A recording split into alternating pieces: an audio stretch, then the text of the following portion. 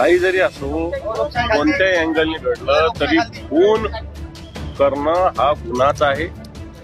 आर्थिक देवाणघेवाणीतून घडलं तर त्यांचे जे सहकारी वाल्मिक कराड यांच्यावरच 2 कोटी रुपये खंडणीचा गुन्हा दाखल झालेला आहे. आणि म्हणून अशा पद्धतीनं एक प्रकारे या बीडमध्ये, या केज परळी परिसरामध्ये जो दहशतवाद आहे मात्र तो निपटून काढला पाहिजे. ती सगळ्यांची जबाबदारी.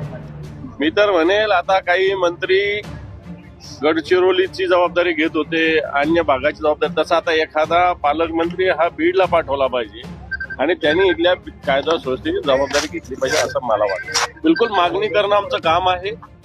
कारण सीडीआर रिपोर्ट जर तपासले आरोपीचे आणि वाल्मिक कराडांचे तर 100% निघणार. आणि वाल्मिक कराड 2 कोटीचा खंडणीचा गुन्हा का दाखल झालाय मग याचा अर्थ त्यांची कनेक्टिव्हिटी तिथं आहे.